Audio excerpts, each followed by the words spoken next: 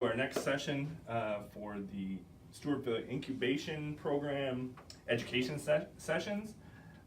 This one is actually going to be recorded live in front of a studio audience and project out into the world. So, do we have to applause now? No. There's a sign. Wait for the sign.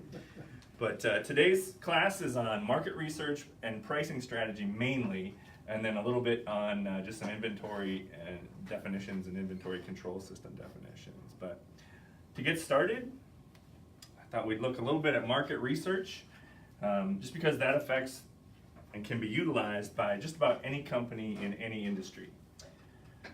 To just kind of illustrate what market research does for a company, I liked this quote from Alice in Wonderland when she ran into the Cheshire Cat. Said, "Would you tell me, please, which way I ought to go from here?" And the cat said, "Well, it depends a good deal on where you want to get to." Alice said, "I don't much care where." The cat said, "Well, then it doesn't really matter which way you go." With market research, what we're trying to do is define where we want our company to go, and then collect information that tells us how to get headed in that direction or get to that goal. Market research is basically the process of investigating the market in front of you for your product or service. It intends to gather information, and there'll be a variety of ways that we talk about gathering that information, either directly or indirectly. It also works to identify your competition, and that can be direct competition, indirect competition. We talked a little bit about that last time, and how sometimes competition is out there that we don't really even identify as competition until we think about it a little deeper. Also identifying customers, especially when you look at this as kind of the overall business planning process. We rely a great deal on being able to identify who our target customers are, who our potential customers are, and defining them to the point that whoever we give that business plan to can close their eyes and see those same people existing. And then understanding pricing and price sensitivity with regard to demand. With the customers, not only do you want to identify who they are, but also their interests, preferences, and most especially buying habits. And that's why we're considering them customers. We're hoping that they're buying from us.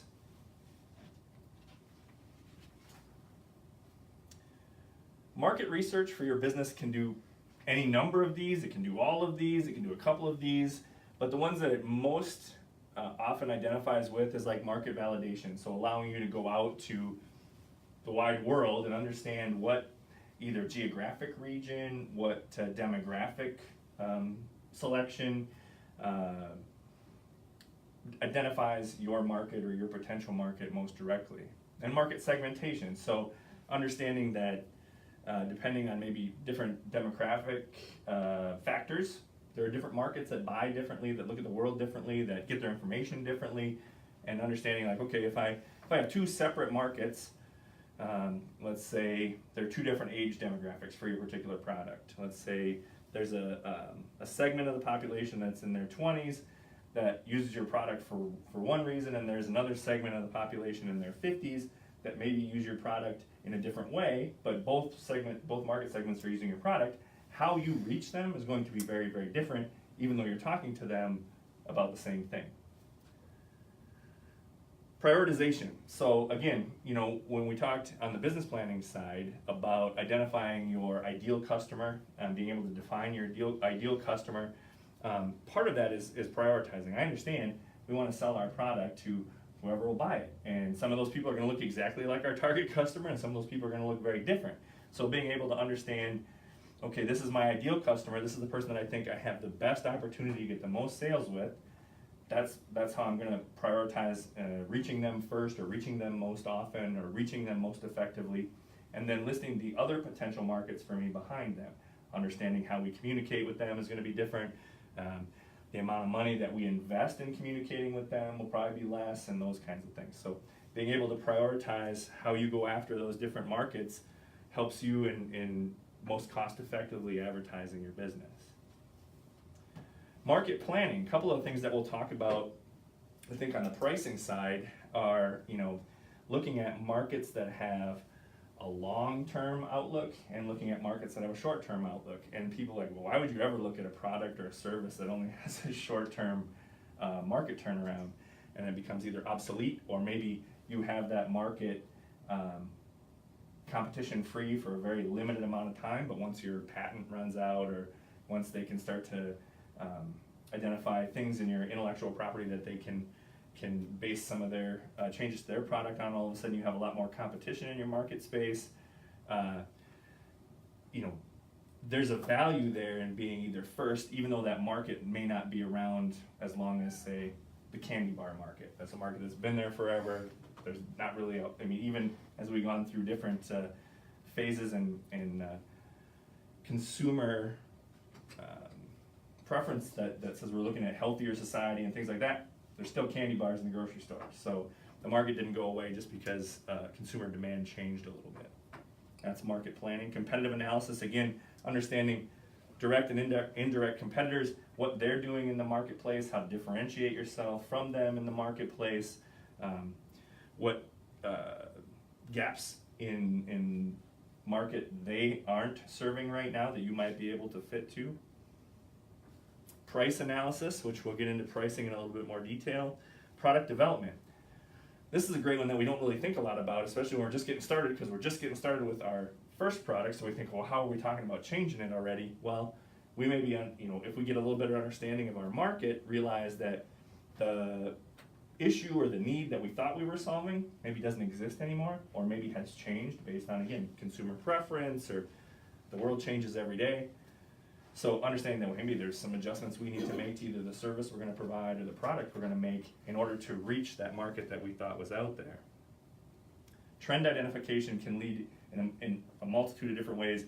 It can deal with a lot of things that were already on the list, like product development, market prioritization, market planning, you know, just understanding that the market that's out there, consumer preference, ebbs and flows, sways, and understanding which trend you're getting, kind of, especially if you're just breaking into a market, if it's on a downward trend, probably not the best timing to jump into that market, waiting for it to come back and rebound, or how that market has cycled over time, and understanding, like, yes, there's a valley, but maybe that's a good time to get in so we can be prepared for that next peak, and we're not jumping in right at the height of demand, where we might not be able to meet the demand for the market. And then influencer and media landscape, and this has gotten a lot bigger with the growth of, like, social media and internet advertising, internet marketing, and whatnot. But it's been around forever. I mean, you think about celebrity spokespersons and how long you've seen people advertising different products on TV. I mean, as far back as I can remember, I've seen celebrity spokespersons. So understanding that in your market there are going to be, whether it's celebrity, whether it's a certain segment of the market, there's going to be influencers. Maybe it's the medical community all of a sudden is an influencer on your product or your market, just based on what they're talking about in the media, can have an impact on whether people will buy your good or service. You know, I found that trying to find the best advertising media is really key. Like I have a radio show on KROC AM with Rich Peterson. It used to be really strong. They used to have good Ratings. Listenership. Rating. Yep. Now it's not nearly as good. When I go out to places, I see contractors using another radio station than KROC to listen to, and so being sensitive to that, how to get to your client.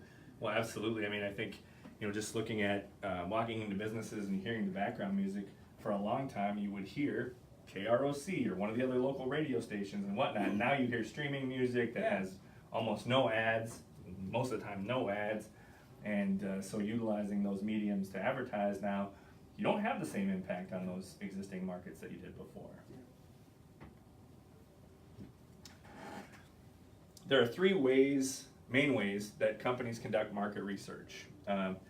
One, consulting methods, basically is hiring an outside firm to come in and identify your market research, identify the different pieces of information that you need to gather in order to make decisions. They're all about, again, gathering pieces of information that allow you to make better informed decisions for marketing your product or service, pricing your product or service, how to deal with competition and whatnot. So the first one I don't talk a whole lot about just because it requires the least amount of effort. It is just basically looking online, finding a market research firm, hiring them, and letting them pull the information that you want them to pull. Most small firms utilize the next two a lot more often just because of financial reasons. That costs quite a bit of money, most cases, to hire a consulting firm to do that for you, especially when companies are just getting started. That's an area where they're looking to save some money, and there are some ways that they can do a lot of this work themselves. So the other two are offline research, which are things like conducting live surveys, conducting live interviews, going to kind of secret shop your competition, identifying potential customers and interviewing them about their preferences in the market. But it's more one-on-one or live action kind of research. And then online research are things like identifying Google Analytics or looking at Facebook market preferences and things like that. So there's a ton of research that you can do online that doesn't cost you really anything and can gather quite a bit of information for you.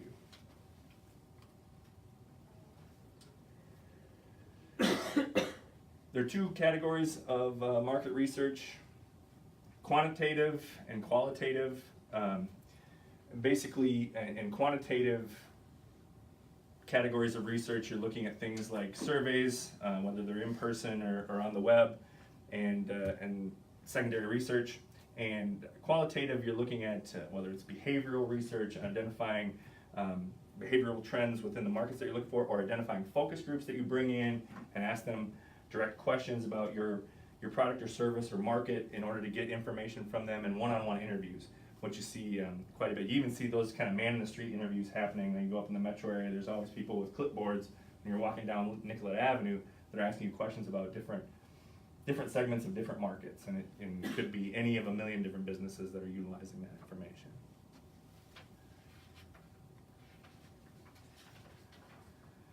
We're going to look at the qualitative side because that is kind of the most labor intensive and the most direct, and looking at kind of the steps to conduct some basic qualitative market research. Look at the 5 phases. Basically, it's planning, implementation or preparation, the actual field work, analysis of the information gathered, and then your action plan.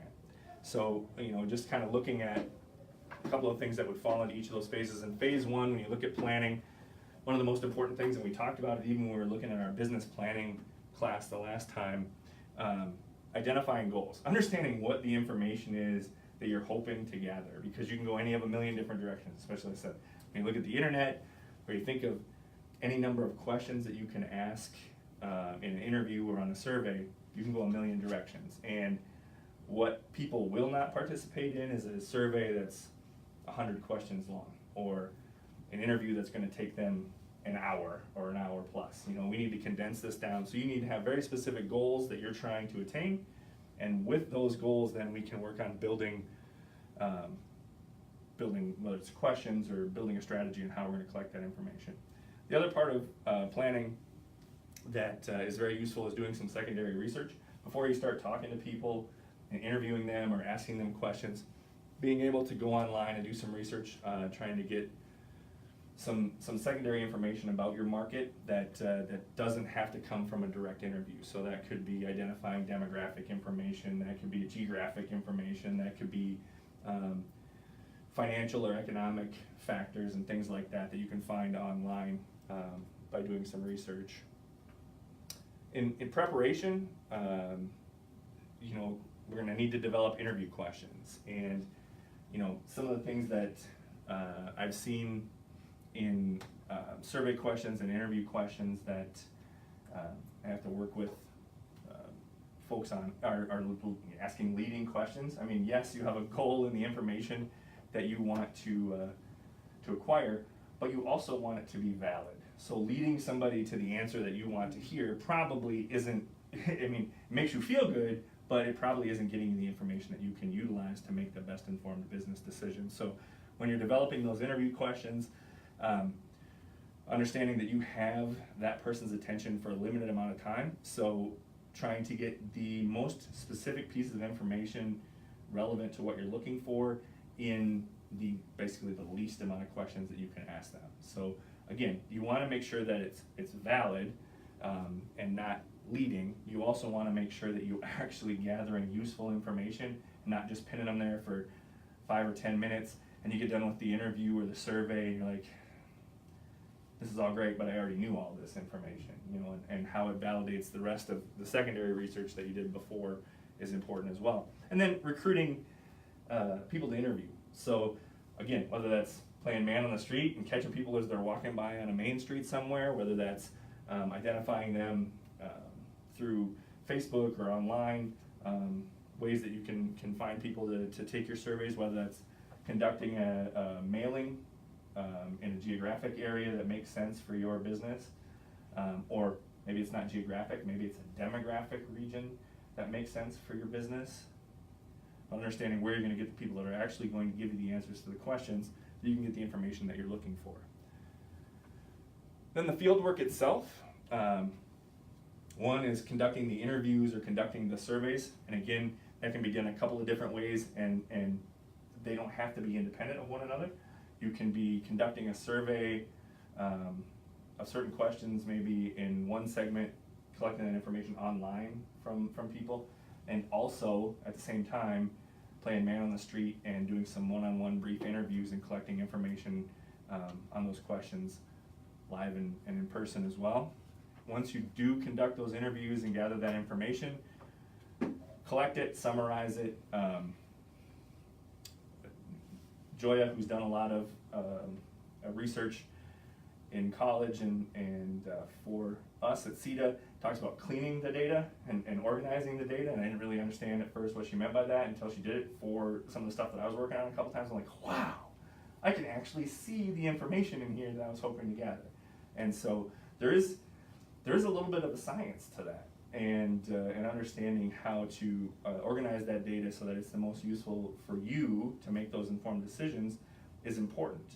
Again, structuring it, whether it's based on a Excel spreadsheet or another format or database that you can put that information into, a lot of those will generate some reports and things like that for you.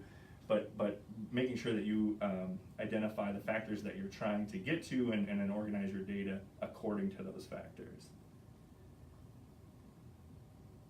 And then develop conclusions and reviewing findings. So after you've cleaned the data and you have it in front of you and you read through it, it's important to develop conclusions based on that data. You ask certain questions to gather certain pieces of information, and it's like, oh, well, that's great information to have, but if you don't summarize it into some conclusions, it's going to be hard for you to use it to make decisions. Or you're going to be able to make any of a million decisions, and they're not going to be as focused as you probably wanted to be when you were collecting the information. So again, reviewing the findings, making sure that they're clean to the point that you can utilize the information, and developing conclusions that will allow you then to take your action plan, which is deciding what you're going to do differently.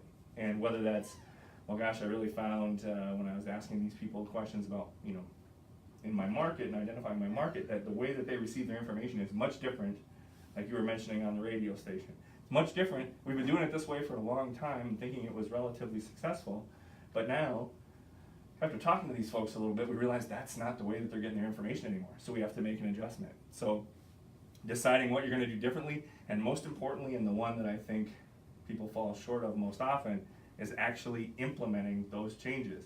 You just went through a lot of work from the beginning when you were just setting up your goals, writing the questions, figuring out who you're going to talk to, putting all the data together and cleaning it, and realizing, hey, we could do some things different. But if you get through all of that and all that time and you don't actually take the steps that you've identified, it's really just wasted money and wasted time. So be prepared when you're starting this market research that there's a goal at the end to implement some changes. Very, very few times do you get done with market research and go, nah, we had it all whipped. We had everything that we thought was the market, was out there in the market is exactly the way that it is. More often than not, you're going to at least find some nuances and some ways that you can improve, and it doesn't have to be a 180-degree change. It can just be some small things.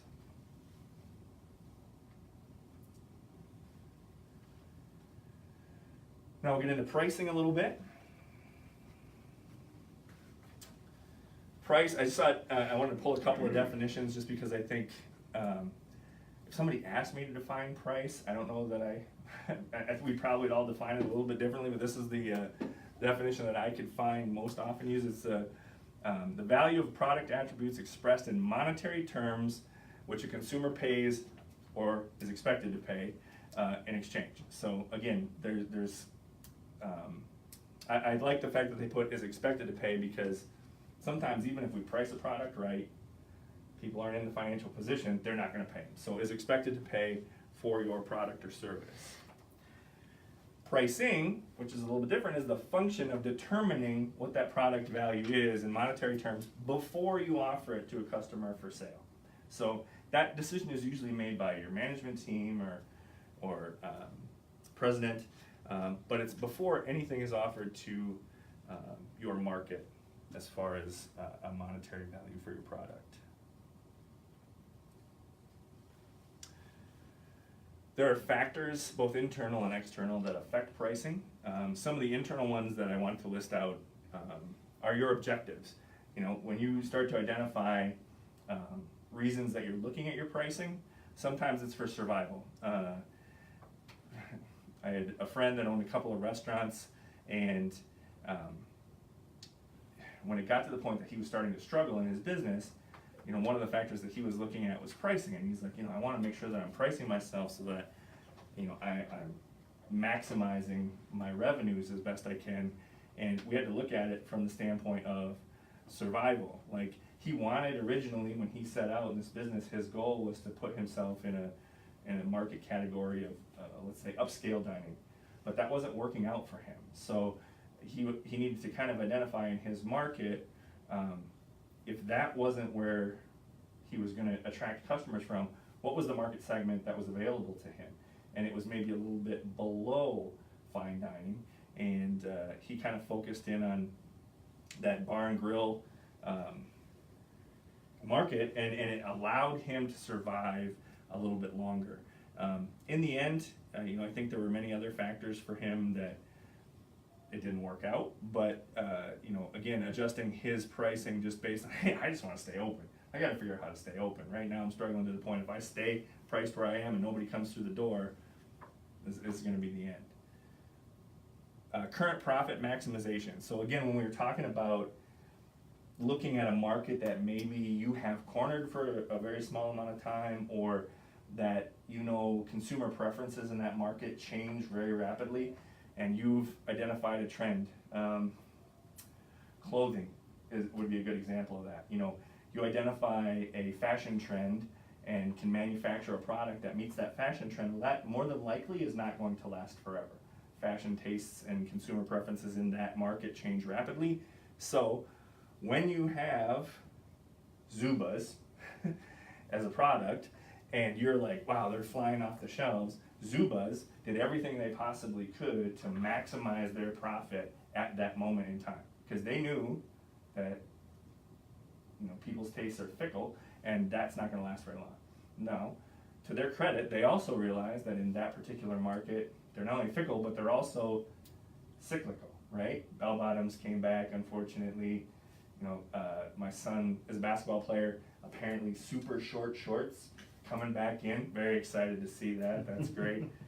But they come back around again. And as you guys probably saw a couple Christmases ago, Zubas were everywhere again. So they stuck in that market. You know, they kind of hibernated a little bit. They reduced their marketing, and they came back as kind of a guerrilla brand, a retro brand, and were able to make a ton of new sales and gather a ton of new customers from a market they probably had never accessed before.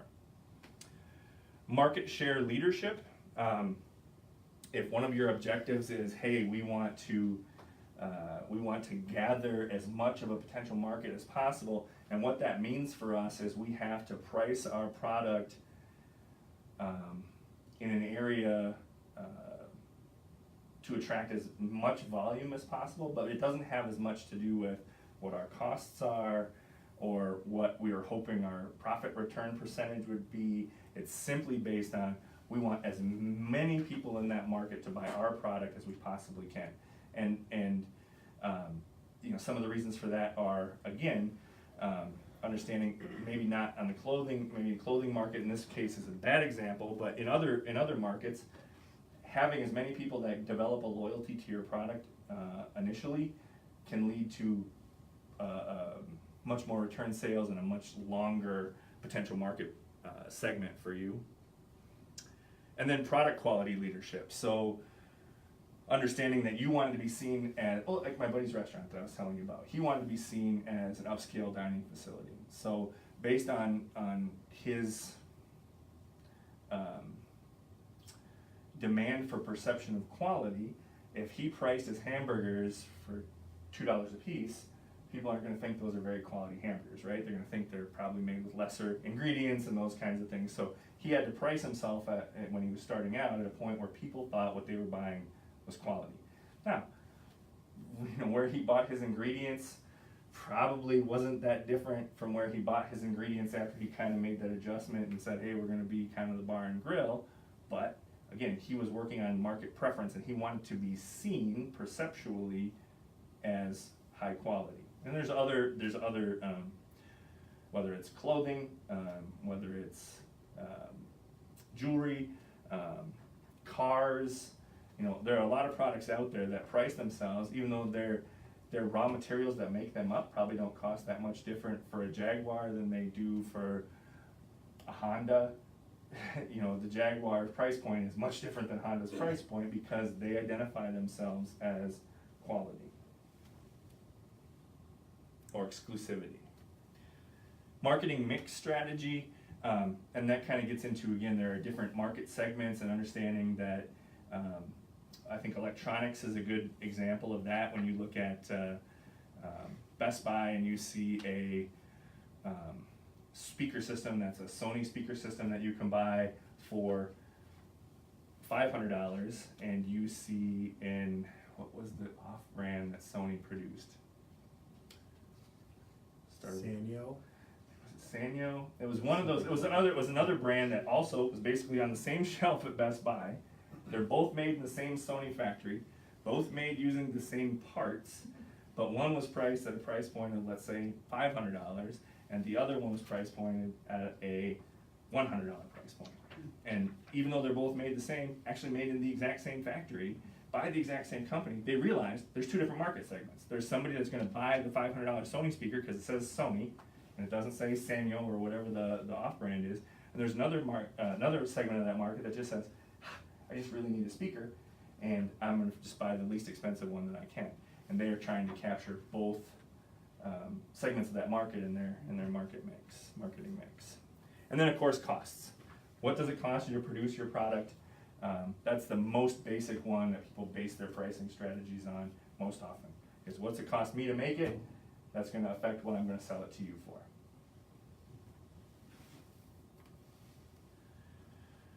External factors, market type. Again, we just talked about some of the different markets that are out there and whether that's, just looking at those various markets and understanding consumer preferences in those various markets change either very slowly or very rapidly, just based on the market type that they are. Consumer perception, we talked about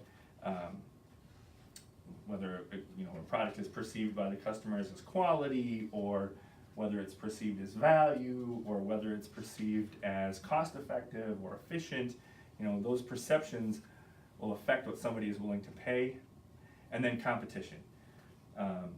If you have a product or a service that you have markets cornered or a market segment cornered for percentage of time, whether that's small or large, you'll be able to charge more than a product that has a ton of different competition within that marketplace for those consumers to kind of compare against.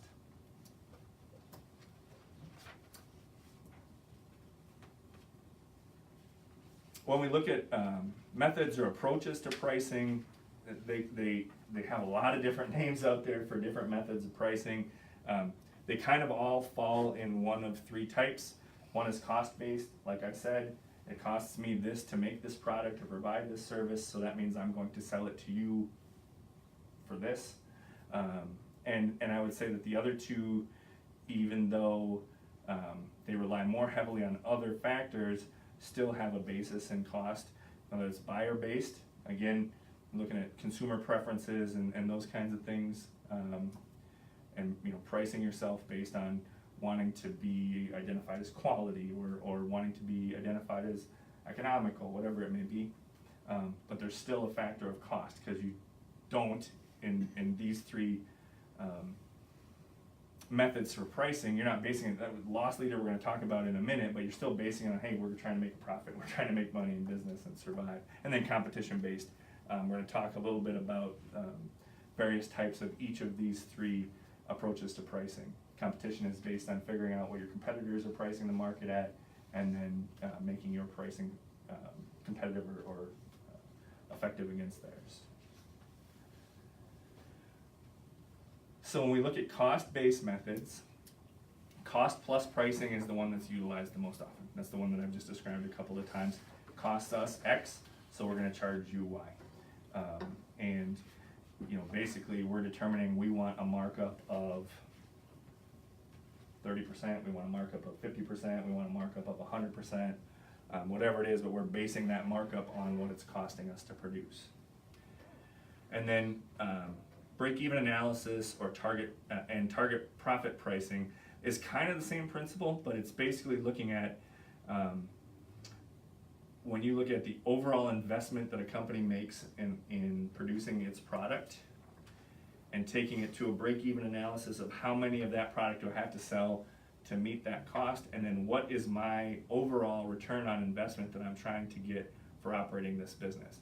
So they're setting their price based on they want a 10% return on investment overall, and they've done a break-even analysis to know where, how many units they have to sell or how many units they have to provide in order to get to paying off all of their investment, and then base that percentage of profit, that target profit that they want to on top of that, so based on their break-even point.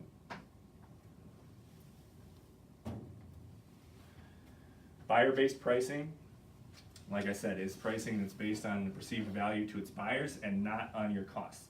When I say not on your costs, I shouldn't say not on your costs completely, because again, you're not trying to lose money in this, so you're kind of keeping costs in mind, but you're basing it more on looking at what your buyers in the market are willing to pay for products, whether it's like yours or based on what their perceptions are for quality or economy or efficiency, whatever those perceptions your market or your customers have, and how you want to reach them. So this is some illustrations of what I consider buyer-based pricing. You look at a guy here looking at a menu, and even though the thing on the menu might be exactly what he wants to eat, all he reads is the price. $10? I can't have that. So understanding that basically their customers in that restaurant will help determine their pricing. And then over here, lemonade for $200 a cup, based on the guy that's just crawling out of the desert. So if you have customers that are starved for your product or service, you can probably charge a premium for those things at that time.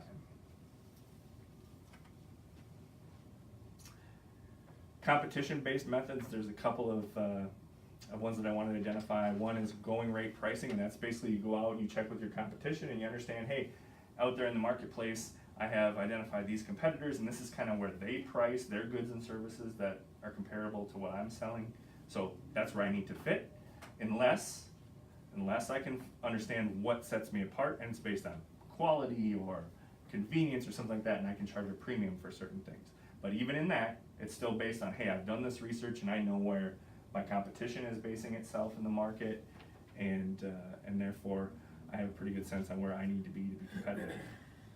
And then sealed bid pricing is a little bit different, just because you don't know exactly what your competitors are going to bid a job at, and this is especially in like contracting, this is important. So you're basing it on expectations based on the research that you're doing of your competitors as to what they're going to bid the job at, and understanding you need to set your pricing competitive to what you are assuming their bids are going to come in at. in that kind of environment, that competition-based environment, people are generally more often than not looking for the lowest priced bid. Not all the time, but again, if they're going to take a bid that's not the lowest, there has to be something that you can show them as to why they're going to pay a premium in that case. And it doesn't mean they have to pay the highest in order for it to be a premium. It just has to be above the lowest. Or you could come in at the lowest cost as well. And sometimes, and I don't know, I know in working with municipal governments and things like that, where they have to do a lot of sealed bid pricing, a lot of times when you get bids that are way apart, there's a lot of kind of comparison or a lot of questions that come up as to quality of that lower priced bid and whatnot. It's just not cost effective. It's not the only factor that's there.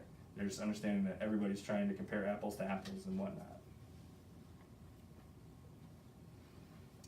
Market penetration pricing, basically some of the components of when it's a new product to market and you're trying to get in, what does that typically look like? Typically it's a low price to secure high volumes. Again, you're trying to make a dent in an existing market that's already there.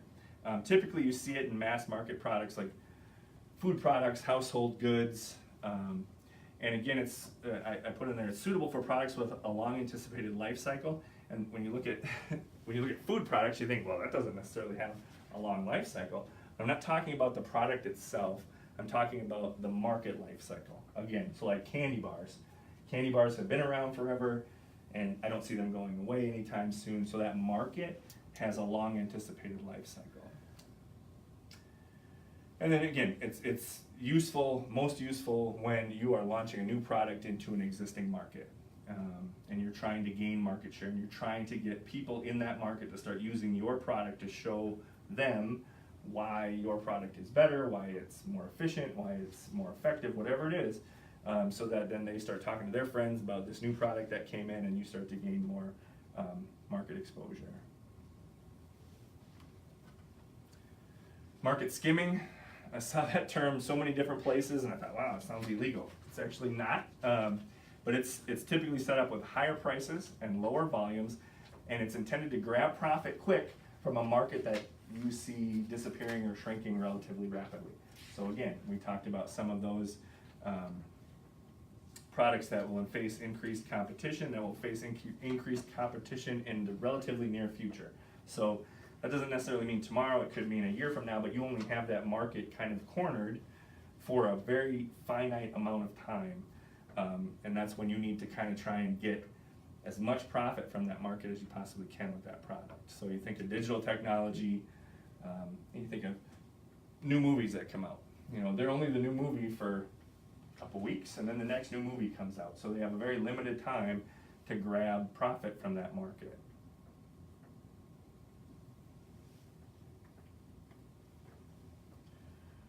Value pricing. This is the one that deals the most with consumer perceptions of a product, and the best examples, again, like we talked about before, are status products or exclusive products. So when you look at Lucky Brand jeans as opposed to Levi jeans, again, they're probably not made all that differently, but the branding and that perceived exclusivity or perceived value from their customers makes people pay 2 or 3 times more for Lucky Brand jeans as they do for Levi's. Again, they're probably not made all that different, but there's this perception within the market that cost difference defines quality. Loss leader, like I mentioned before, loss leaders are actually priced to lose money. So a lot of times you see it in supermarkets where they tell you can get 5 12 packs of Pepsi for $15 or whatever. It's actually below what it costs that grocery store to get that pop in, so they lose money. If you just go in and you just buy the 5 12 packs of Pepsi, they lose money. What they're betting on is you go in to buy the 5 12 packs of Pepsi, you say, gosh, I need a few frozen pizzas to go with that. I'm trying to think of my own personal grocery list. Frozen pizzas, some pizza snacks, gotta get some chips. Yep, absolutely. I gotta get a couple boxes of Lucky Charms, And so all of that, they're making their profit back on for the loss that they got you into the store because they advertised this great deal on Pepsi. A lot of times when it's major branded products like Pepsi, Coke, those kinds of things, there is a kickback that the store gets for selling a certain volume of those products, so they have another opportunity to make some of that money back as well from the supplier. But in most cases, it's a way to get you in the building, so you'll buy more stuff. I think I do it every single time I go to Target. I'm like, I have a list of 3 things I'm gonna get when I go to Target, and when I come out, I have 33 things. And I'm like, how does that happen? How did that happen? But that's what they're designing themselves to do. That's what my wife asks me all the time. I think even online businesses are doing this now too. I mean, I'm seeing like doorbuster items. Oh, yeah. People are advertising, so it isn't necessarily strictly to That's- brick and mortar. Absolutely, that's a great point. And even when you look at doorbusters, whether it's online or brick and mortar, we look at things like Black Friday, or you see some of these deals where you can get a computer for $45 or whatever it is. You're like, how do they make any money on that computer? Well, they don't. But as an example, I know I went Black Friday shopping a few Christmases ago, and I wanted to get the Gorilla ladder that you can fold into a million different ladders, and you can do a bunch of different things with it. And that was my one reason to get up at 3 o'clock in the morning and drive and stand in line at the Home Depot.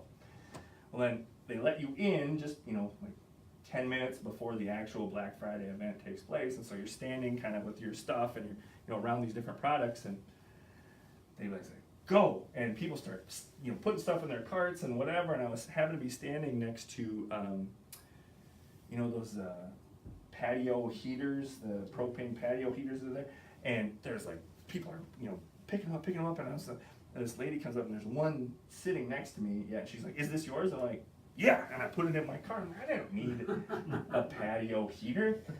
But there was this, they got me in the store in this frenzy of other people, and all of a sudden I got to the cart in the front, and I'm like, I have a patio heater and this ladder and a bunch of other things, and I'm like, I literally came here for one thing.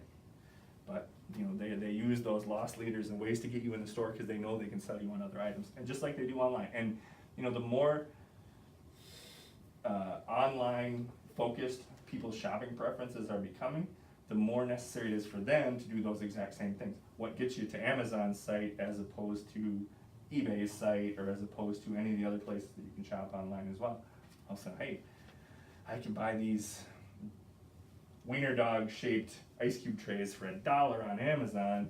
They cost me $3 on eBay, or whatever it is. That's a real specific thing. I know, because I just looked at it the other day. I'm trying to give you real world examples.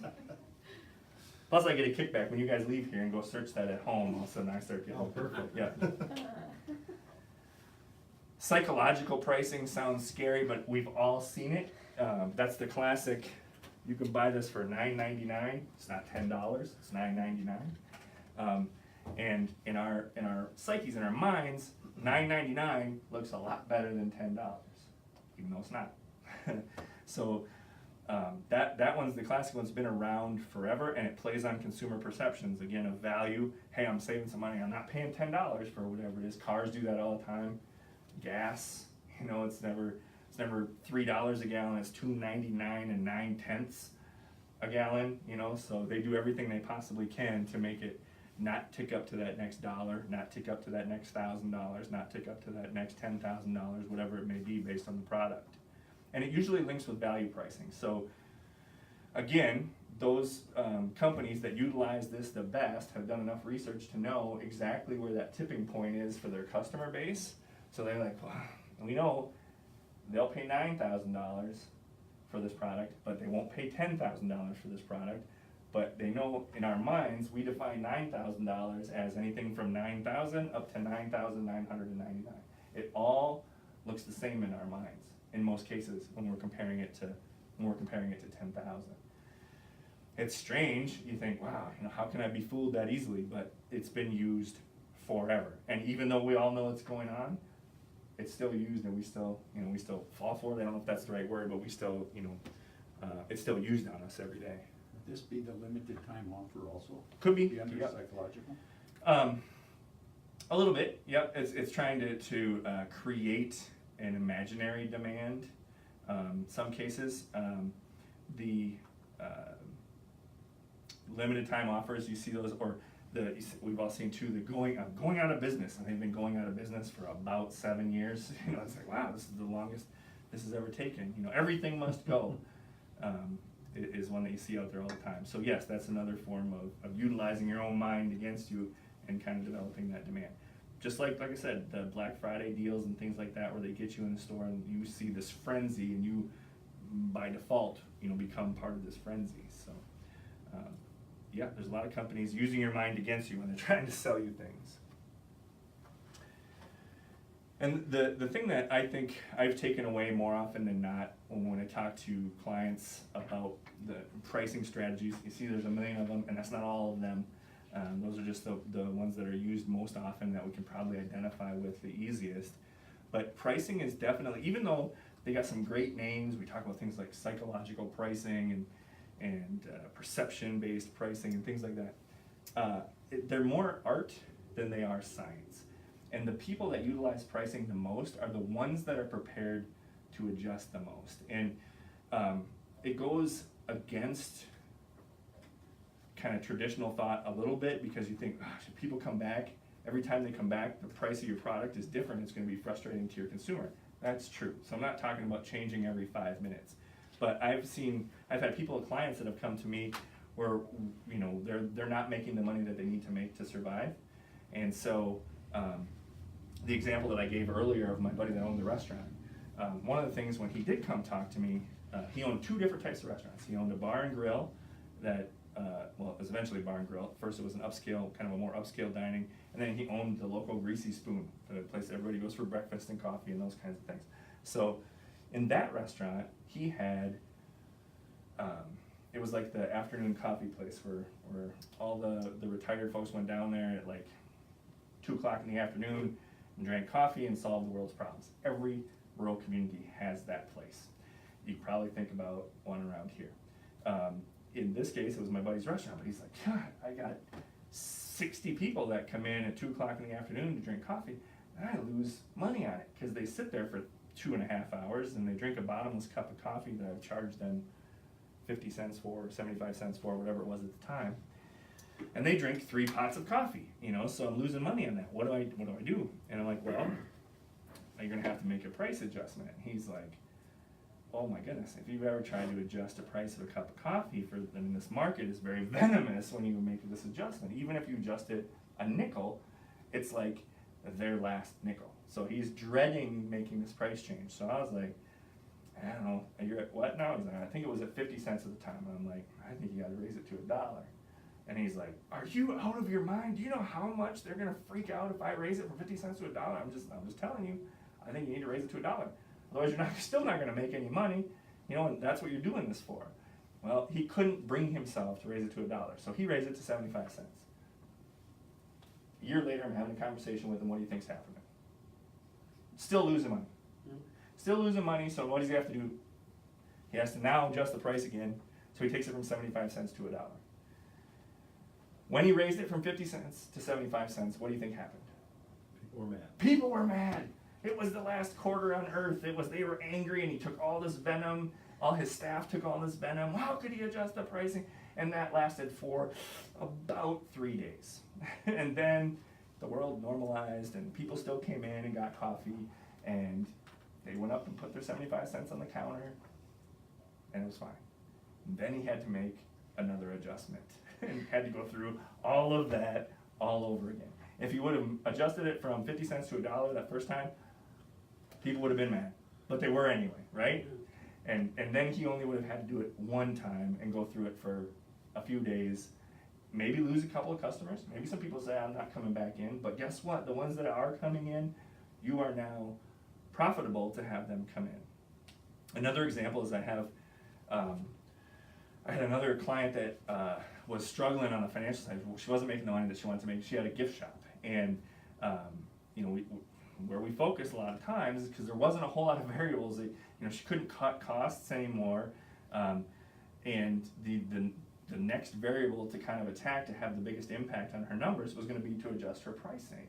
And so we started talking about, adjusting her pricing on these products, and she told me the story about, like, she has this little old woman that comes into her store all the time, and the store owner's greatest pleasure, this woman, the first time I think she came in, was looking at like a lip balm or something like along those lines, and she put it back and she couldn't afford it, and the lady thought, oh, she's so sad she can't afford it, so she gave her the lip balm, right?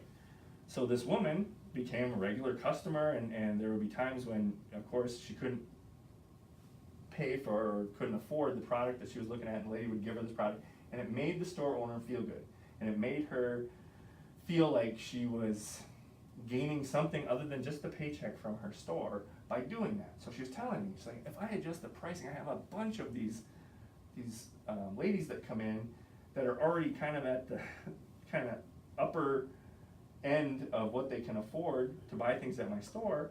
They're not going to be able to buy this stuff anymore. And I'm not going to be able to every once in a while give them the lip balm that makes me feel good about myself anymore. So I can't do what you're telling me to do. I can't adjust my pricing like that, Chris. I'm like, okay, well, let's play this out. If you don't adjust your pricing, and you keep losing money on this deal, what happens? What happens? Out of business. Go out of business, right? You go out of business, can you give the poor lady that wanted the lip balm, can you give her the lip balm anymore? Nope. So you still don't get to do the things that make you feel good because you're not willing to make this adjustment. It's just a different way to get to that same end. So adjusting your pricing, being able to make more money on the people that are coming into your store and buying your products, and then understanding that then gives you the flexibility to be able to do some of those nice things that you want to do as a business owner to make people happy and make you feel good about yourself and those kinds of things. So, the people that I think struggle with this the most are the ones that kind of set that line in concrete and understand that it's not in concrete, it's in sand most of the time. You have to be willing to adjust. I have another friend that owns a number of grocery stores, and he's wonderful at this. He adjusts his pricing all the time, but he also understands that the world that his grocery stores and rural communities are competing is changing. When I say rapidly, everybody thinks that I mean like minute to minute.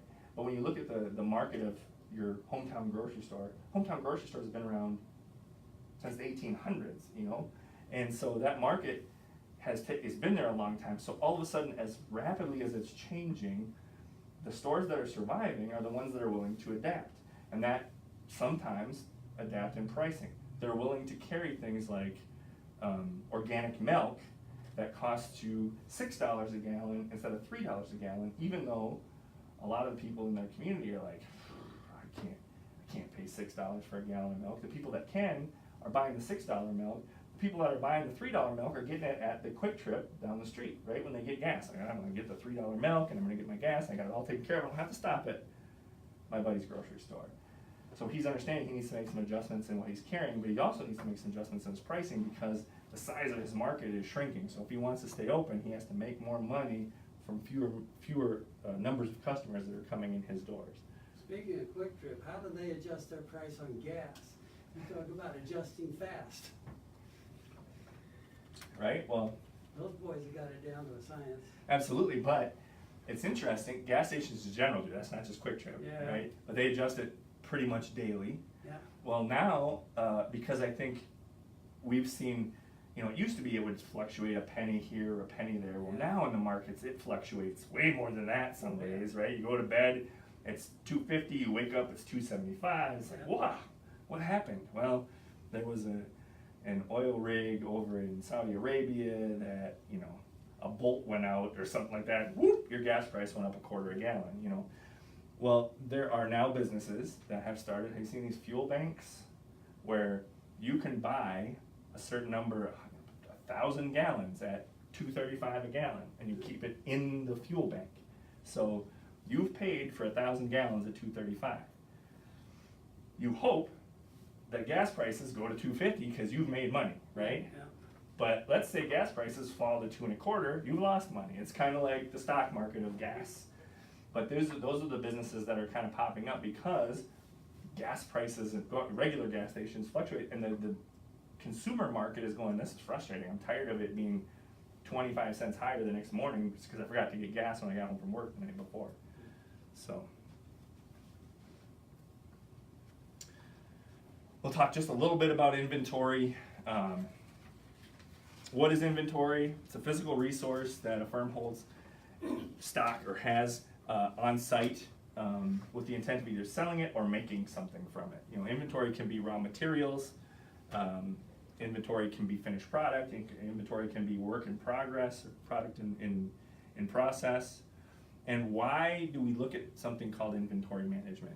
You always think, well, I know that I'm going to have sales, and I know that I have to have a certain amount of product in order to meet the demand of those sales. So as long as I'm always keeping product in my warehouse, that's inventory management. But there is a little bit more science to it, and there's some ways that people look at it to try and make it, one, most efficient, and two, most effective.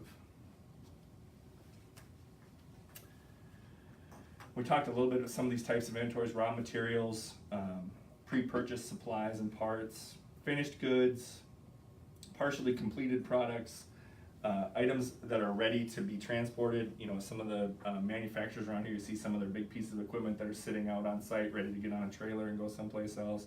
And then tools and equipment are also considered inventories.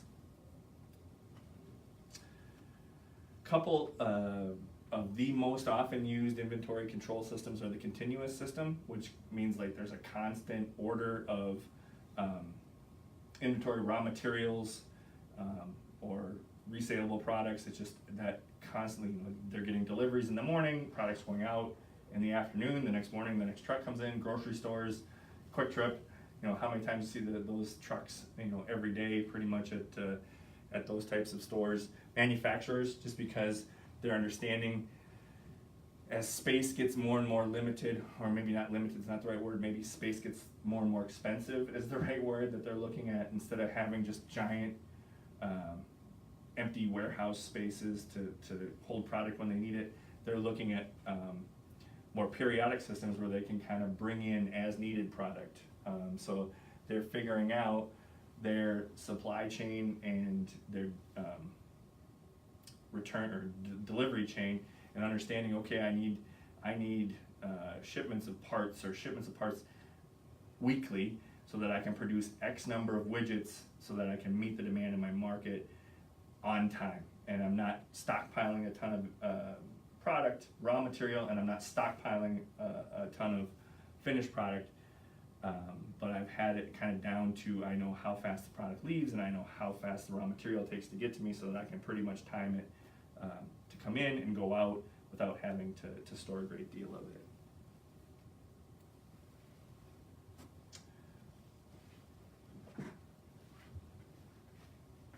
Just trying to think if there was anything else on the inventory side, but I don't think, like I said, I just wanted to touch on inventory controls and inventory a little bit so you knew what things were considered inventory. But we talked a lot about pricing and market research. Are there questions that you guys had as I went through that relatively quickly? Well, the way we've done inventory has been, we don't order until you tell me you're gonna buy it, until you commit to buying it. Yep. And also by finding the closest point of supply. Say, right now we get a lot of stuff out of Chicago, and we have it shipped here via FedEx ground, because that is 1 day overnight, no charge. Yep. As opposed to UPS ground, which goes to the Twin Cities and then comes back down to here, that's 2 days. Mm-hmm. Same price, what have you. And so watching those kinds of things, first of all, I gotta have an order for it before I bring it in. Yep. And how's the quickest way to get it to me, quickest and cheapest way to get it to me. So Charlie, as you look at your customers, because there is a turnaround time, there is a lag time, Yeah. right? So when you work with your customers, that'll be one thing for you to kind of identify as, hey, guys, are you okay with this? You know, Yeah. right now I know you're operating that way because you're just getting started and whatnot, but you know, your customers are going to be, you're competing with other companies that maybe have the ability to deliver that faster. So what sets you apart? Are they willing to wait the 3 days from when they order it, from when they get it to you, or do they need to get it the next day like they could from Amazon or some of those groups? Well, actually, we've we signed up for Amazon Prime so that we can get 2-day free shipping. Yep. And for stuff that's coming to us out of California or someplace, California or New York or something like that. Right, and those are the companies like Amazon that are basing their entire model on that quick turnaround time, need huge warehouses and huge stockpiles of inventory because they need to be able to ship it almost immediately all the time. They can't wait to like, oh, well, we just got some extra demand for X product, so now, you know, it's a 6-day lead time or something like that. When that happens, their customer base gets super frustrated because they're used to, they have it in 2 days. But I'll let Amazon hold the inventory. Absolutely. They can have that cost out. Absolutely. And that didn't, you know, think about that. That didn't exist. How long has Amazon been around? 10 years. Tops. I mean, they've been efficient. They've been good at what they do for the last 5, let's say. So that hasn't even been an option for people as far as inventory control up until the last 5 years. Yeah. But yeah, definitely something that a lot of people use now. They've been slacking though. Amazon has? You know, the past year, I use it a lot and it says 2 day and I'll get it 4 or 5 days later. Really? Oh yeah. And it's not coming very far. Indiana, Chicago. Just, I think it's FedEx that's doing it. That's causing the delay. FedEx and UPS. Well, and you think about those guys, I mean, Amazon is getting to be a big enough gorilla that if they can't Yep. produce, if they can't get those deliveries done in that amount of time, Amazon could probably start their own delivery firm that can compete with We've them. talked Well, about yeah, it. We're absolutely. looking at it. That's what I mean, is that they'll just say, hey, we'll do it ourselves. And then we can assure that our products are being delivered. With drones. Exactly. There you go. Yeah. And it